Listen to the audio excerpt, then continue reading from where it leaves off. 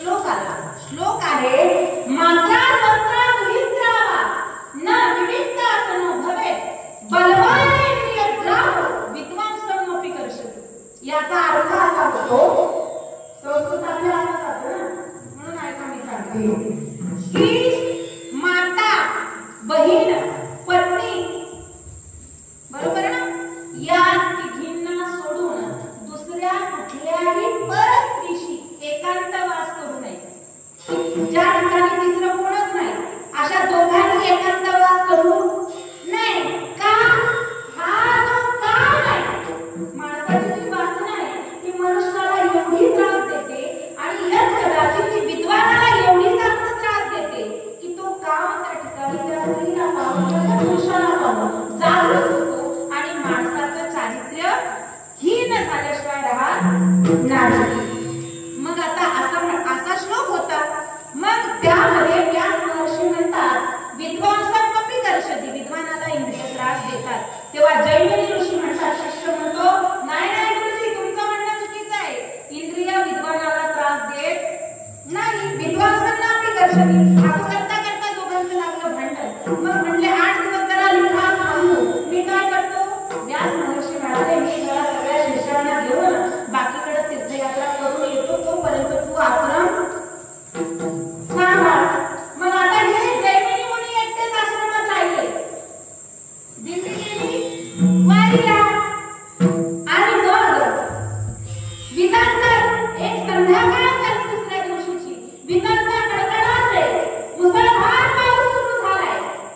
अगदी विजा चमकतायत. आश्रमामध्ये दुसरं कुणीच नाही. जैमिनी मुनी हवन कुंडाजवळ हवन पेटवत होते. थंडी वाजत होती. हवन यज्ञ करण्याचा टायमिंग झालेला आहे म्हणून तो कुंड पेटवत होते. आणि तेवढ्यामध्ये आश्रमाच्या फाटकाजवळ म्हणजे गेट जवळ अगदी पारदर्शक वस्त्र असणारी स्त्री त्या आश्रमाच्या दरवाजाजवळ उभी असली. जैमिनी ऋषींना काय झालं? दिसली ना, हे काय कीर्तन करू देत नाही. जैमिनी ऋषींना दिसली. मग जैमिनी ऋषींनी ज्या वेळेला त्या स्त्रीला नीट ऐका,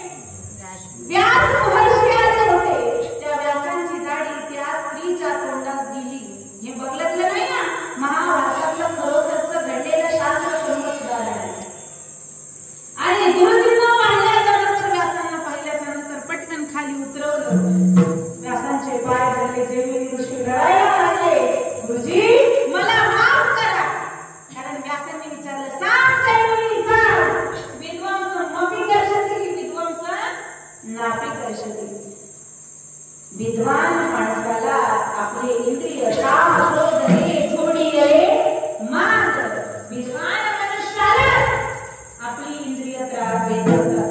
ज्याला कोणीच विचारत नाही त्याला काय फरक पडतो, काय फरक पडतो है की नाही.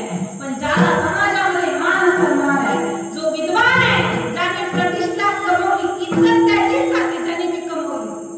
कोणाची जाते, कोणाची इज्जत जाते, ज्याने ती आणि ज्याने कमवलीच नाही त्याची जाणार आहे का.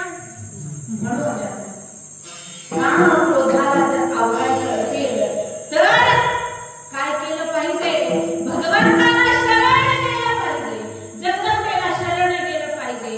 पण त्या स्त्रीला काय झाला, तिच्याकडे मातृभावाने, तिच्याकडे बंधुभावाने पाहता आलं पाहिजे.